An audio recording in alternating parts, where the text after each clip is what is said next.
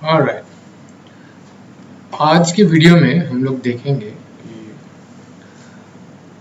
Geometry क्या होता है।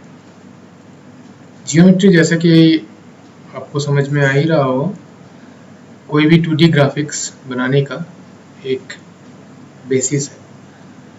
हालांकि इसका खुद का पेंटिंग का कोई मैकेनिज्म नहीं है, लेकिन कोई भी चीज़ पेंट करने के लिए हम लोग जियोमेट्री यूज़ कर सकते हैं, या फिर यूँ कह लीजिए कोई भी जियोमेट्री को आप डिफाइन करके उसको आप पेंट कर सकते हैं।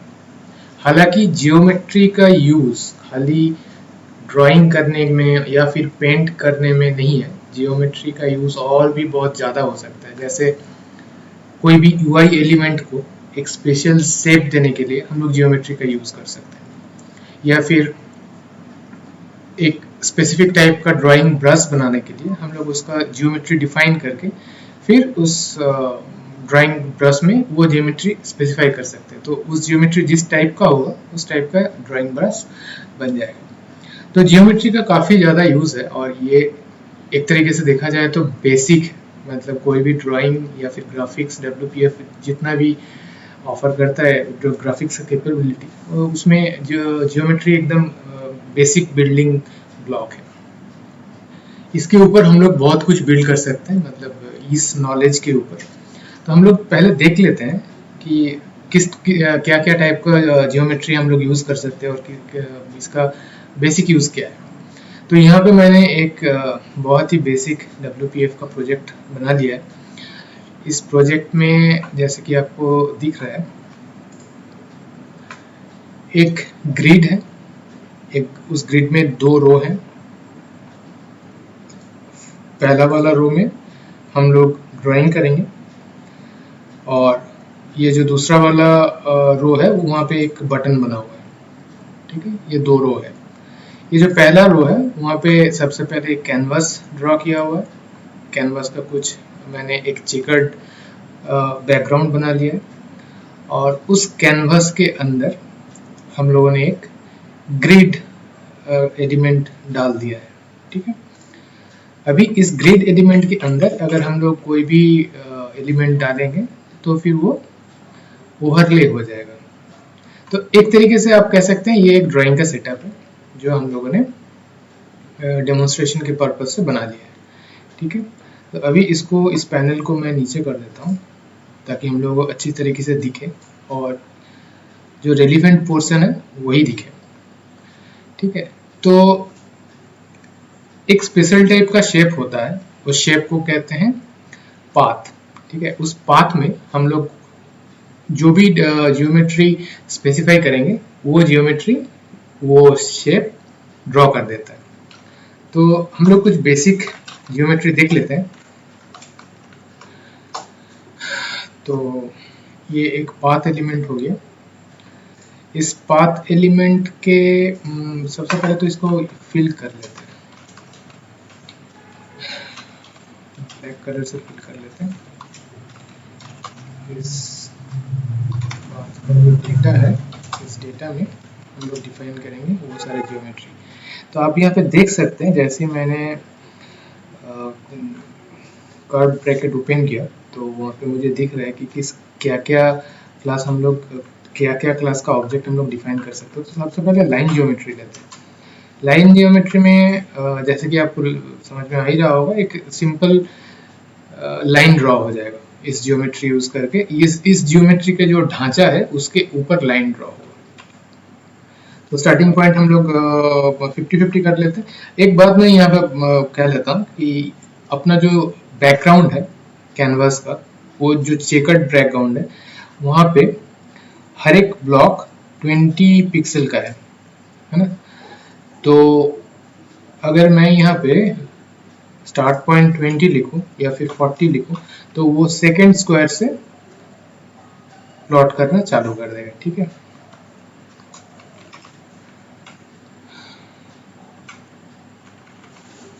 ये होता है XY कोऑर्डिनेट। तो 40-40 दे दिया मैंने, और एंड पॉइंट भी चलिए दे देते हैं 80-80। तो एक डायगोनल टाइप का शेप इसे ड्रॉ करना चाहिए। ड्रॉ तो किया, लेकिन शायद हम लोगों ने स्ट्रोक स्पेसिफाई नहीं किया, इसलिए हमको अपने को दिखाई नहीं दे रहा है। रेड कलर का कर लेते हैं। अच्छा अभी दिखाई दे रहा है। अच्छा अभी भी उतना खास दिखाई नहीं दे रहा है, तो इसे थोड़ा थिकनेस बढ़ा देते हैं।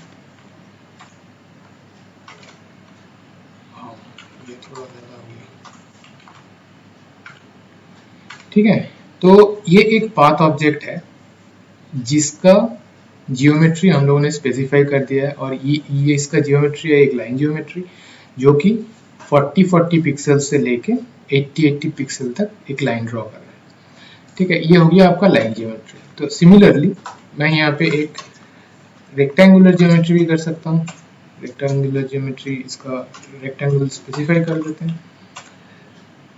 रेक्टेंगल कई तरीके से हम लोग स्पेसिफाई करते हैं, तो जनरली हम लोग इसका 4 पॉइंट XY कोऑर्डिनेट में स्पेसिफाई कर, या फिर विड्थ के हिसाब से भी कर सकते हैं, विड्थ, हाइट और लेफ्ट टॉप।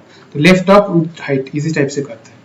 ठीक है, तो 20 20 दैट मीन्स लेफ्ट से 20, टॉप से 20, एंड देन इसका विड्थ ले लेते हैं 80 और हाइट भी ले लेते हैं 80। ठीक है, तो 20 20 से स्टार्ट हुआ, 80 विड्थ का और 80 हाइट का एक रेक्टेंगल उसने ड्रॉ कर दिया। तो ये हो गया आपका रेक्टेंगुलर जियोमेट्री। सिमिलरली हम लोग यहाँ पे इलिप्टिकल जियोमेट्री भी यूज कर सकते हैं। तो मान लेते हैं कि सेंटर है कहीं अराउंड 160 और इसका जो रेडियस x है, जो इसका मेजर एक्सिस है, उसका रेडियस मान लेते हैं कि 50, और रेडियस y जो माइनर एक्सिस है, इसका मान लेते हैं कि 20। तो ये हो गया आपका इलिप्स। बड़ा कर लेते हैं। तो जाहिर सी बात है, अगर रेडियस x और रेडियस y को बराबर कर दिया जाएगा तो ये सर्कल हो जाएगा। ठीक है, तो ये सारे हैं आपके ज्योमेट्री। तो हम लोगों ने देखा कि हम लोग यहाँ पे लाइन ज्योमेट्री डिफाइन कर सकते हैं, रेक्टेंगुलर, इलिप्टिकल, किसी भी टाइप का ज्योमेट्री हम लोग डिफाइन कर सकते हैं। और इस ज्योमेट्री का जो भी ढांचा होगा, जो भी वायर फ्रेम होगा, उसके अराउंड हम लोग पाथ में जो फील और स्ट्रोक डिफाइन करेंगे, उसके हिसाब से ड्राइंग हो जाएगा।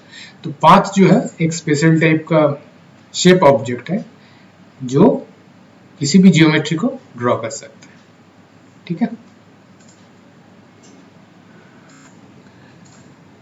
ऑलराइट। अभी ये सारे एलिमेंट्री जियोमेट्रीज तो ठीक है। अगर हम लोगों को इससे ज्यादा कॉम्प्लेक्स जियोमेट्री ड्रॉ करना हो तो कैसे एक से ज्यादा जियोमेट्री को कंबाइन किया जाए? तो इसके लिए एक क्लास है, यह है जियोमेट्री ग्रुप। ठीक है, तो इस जियोमेट्री ग्रुप के अंदर जितने भी जियोमेट्री आप डालोगे वो सारे कंसोलिडेट होके एक फाइनल जियोमेट्री बनेगा। ठीक है, तो वो भी अल्टीमेटली एक जियोमेट्री ही है। ठीक है, एग्जाम्पल के तौर पे एक जियोमेट्री ग्रुप बनाते हैं जिसके अंदर मान लेते हैं कि 2 एलिप्स है। पहला एलिप्स है जिसका सेंटर है, मान लेते हैं कि 120 120, और दूसरा एलिप्स है जिसका सेंटर है कि मान लेते हैं 80 80। ठीक है, ये दो जियोमेट्री को कंसोलिडेट करके एक फाइनल जियोमेट्री बना जो कि एक खुद से एक जियोमेट्री है। उस जियोमेट्री को पाथ में ड्रॉ कर दिया। अभी यहाँ पे एक इंटरेस्टिंग चीज है कि कुछ जगह ट्रांसपेरेंट हो गया और कुछ ज्यादा जगह आपका ब्लैक से फील हुआ है, मतलब ओपेक है। तो कौन कौन सा जगह ओपेक है और कौन कौन सा जगह ट्रांसपेरेंट हो गया, ये डिसाइड करता है आपका फील रूल। फॉर एग्जाम्पल, अगर यहाँ पे मैं फील रूल और नॉन जीरो करूं तो आप देख रहे हैं कि सारा एरिया जो है वो ओपेक कलर का हो गया, मतलब अब कोई भी एरिया आपका ट्रांसपेरेंट नहीं है। लेकिन अगर मैं फिल रूल इवन ऑड कर दूं तो कुछ जगह जो है इसका ट्रांसपेरेंट हो जा रहा है। तो जो जगह ट्रांसपेरेंट हो जा रहा है, ये जो ग्रुपिंग एल्गोरिदम है, दो ज्योमेट्री को ग्रुप करने का जो एल्गोरिदम है, इसे जो एरिया आउटसाइड द ज्योमेट्री लग रहा है उसे वो ट्रांसपेरेंट प्रिंट करता है, और जो एरिया वो इनसाइड द ज्योमेट्री लग रहा है उसे वो ओपेक प्रिंट करता है। इसका मतलब क्या? इसका मतलब ये है कि ये जो इंटरसेक्शन एरिया है, ये area even odd group field rule के हिसाब से बाहर है। ठीक है, ये एरिया इस ज्योमेट्री के बाहर है, इसलिए ये ट्रांसपेरेंट है। लेकिन अगर फील्ड रूल को हम लोग ये करते हैं कि नॉन जीरो कर दें, तो यही सेम एरिया इस ज्योमेट्री के अंदर है, ऐसा कंसीडर किया जाएगा। तो अभी सवाल ये है कि इवन और ऑड फील्ड रूल के तहत कौन सा पॉइंट आउटसाइड द रीजन है और कौन सा पॉइंट इनसाइड द रीजन है, ये कैसे पता चले? ये पता करने का एक सिंपल सा तरीका ये है कि कोई भी पॉइंट अगर दोनों ज्योमेट्री के हिसाब से अंदर है तो वो आउटसाइड है, दोनों ज्योमेट्री के हिसाब से अंदर है। मतलब अगर ये ज्योमेट्री आप लें, उस कोई भी अगर पॉइंट ये ले लेते हैं जहां पे अभी मेरा माउस है, वो पॉइंट दोनों ज्योमेट्री के हिसाब से अंदर है ना? तो फिर जो फाइनल आपका ज्योमेट्री बनेगा उसमें वो पॉइंट आउटसाइड कंसीडर किया जाएगा। और ये जो एरिया है जहां पे अभी मेरा माउस है, वो एक ज्योमेट्री के हिसाब से अंदर है, दूसरे ज्योमेट्री के हिसाब से बाहर है। तो जो फाइनल ज्योमेट्री होगा उसमें उसे इनसाइड कंसीडर किया जाएगा। तो ये रूल है।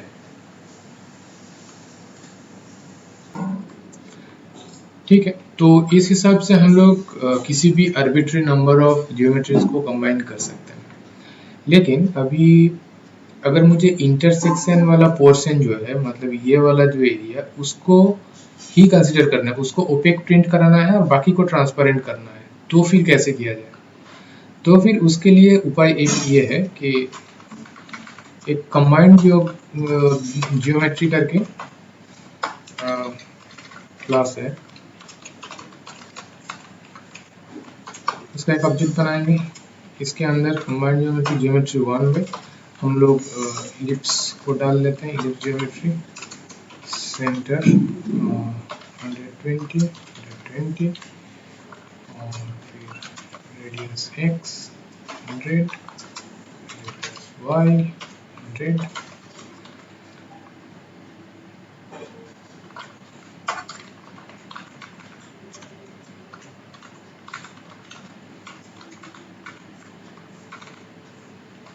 और यहाँ पे इसे करते हैं 100। अच्छा, या फिर 150।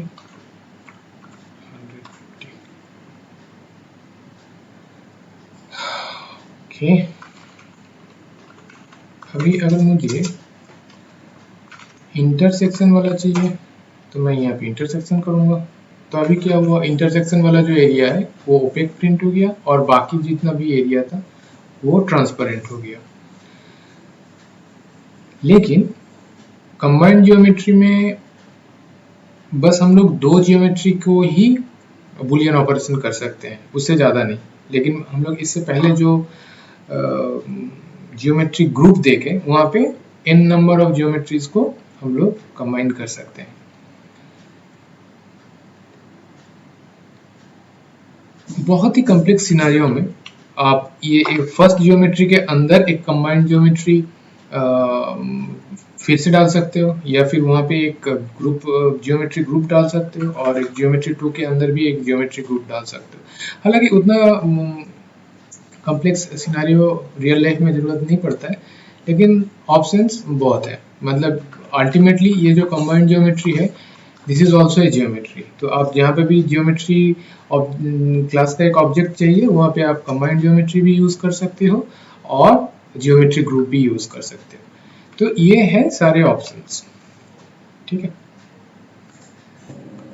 ओके, तो अभी तक हम लोगों ने देखा कुछ एलिमेंट्री ज्योमेट्रीज, ज्योमेट्री ग्रुप, जिसमें एक या फिर एक से ज़्यादा ज्योमेट्री को हम लोग ग्रुप में डाल सकते हैं। और फिर हम लोगों ने देखा, हम लोगों ने दो ज्योमेट्री के सेट का यूनियन, इंटरसेक्शन और जॉर भी पेंट कर सकते हैं। अभी हम लोग एक थोड़ा और कॉम्प्लेक्स टाइप का ज्योमेट्री देखते हैं। इसे कहते हैं कोई भी कॉम्प्लेक्स टाइप का अगर ज्योमेट्री हम लोगों को ड्रॉ करना होगा तो उसके लिए अपने पास 5 ज्योमेट्री है। ओके,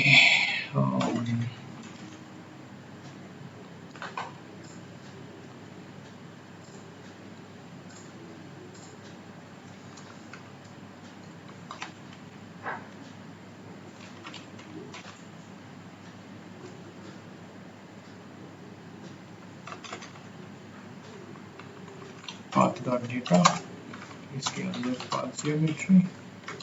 5 ज्योमेट्री को कोई भी 5 ज्योमेट्री के अंदर ये करने के लिए एक से ज़्यादा फिगर जो होना ज़रूरी है। फिगर्स के अंदर फिगर, जहाँ पे हम लोग स्पेसिफाई करते हैं कि करना क्या है। अच्छा, सबसे पहले एक लाइन सेगमेंट ड्रॉ करके देख लेते हैं सब कुछ ठीक ठाक चल रहा है या नहीं। पॉइंट से 150 गुड चल रहा है। अभी यहाँ पे स्टार्ट पॉइंट करते हैं से 150 करते हैं, फिर आगे देखते हैं क्या करना है इसका। ऑलराइट, सो 150 और 150 से अपना ज्योमेट्री स्टार्ट हो जाएगा ड्रॉ करना। तो सबसे पहले हम लोग एक आर्क सेगमेंट डालते हैं। आर्क सेगमेंट में अच्छा, स्वीप डायरेक्शन क्लॉकवाइज डालते हैं। अच्छा, साइज थोड़ा छोटा ही लेते हैं, 20 राइट। और कहाँ तक डालना है, पॉइंट डालना है। चलिए मान लेते हैं कि 250, 150 कैसा रहेगा, बहुत बढ़िया। फिर इसको रिपीट करते हैं। रिपीट करने के बाद पॉइंट और थोड़ा एक्स में बढ़ाते हैं। 150 से 250 मतलब 100 ज़्यादा, तो यहाँ पे 350 करते हैं। बढ़िया। इसके बाद एक लाइन सेगमेंट डालते हैं। इस लाइन सेगमेंट में पॉइंट डालते हैं मिडिल वाला पॉइंट 250 और वाई में थोड़ा बढ़ा देते हैं, 250 कर देते हैं। बहुत बढ़िया। तो फिर ये हो गया अपने पास एक कॉम्प्लेक्स ड्राइंग जिसमें 3 सेगमेंट है, आर्क सेगमेंट, 2 आर्क सेगमेंट, एक लाइन सेगमेंट। और भी टाइप का सेगमेंट है जो हम लोग यहाँ पे यूज़ कर सकते हैं, जैसे कि पॉलीबेजियर सेगमेंट, क्वाड्रेटिक बेजियर सेगमेंट। आपको पता ही होगा पॉलीबेजियर सेगमेंट में एक से ज़्यादा पॉइंट होता है और वहाँ पे कार्व को एक वो जो सेगमेंट वहाँ पे कार्व को फिट किया जाता है, एक उसका कॉम्प्लेक्स एल्गोरिथम रहता है। तो आप ये सब ट्राई कर सकते हो, बहुत ज़्यादा ऑप्शन अवेलेबल है, ठीक है। तो इस हिसाब से हम लोग एक कॉम्प्लेक्स जियोमेट्री भी ड्रॉ कर सकते हैं पाथ जियोमेट्री यूज करके।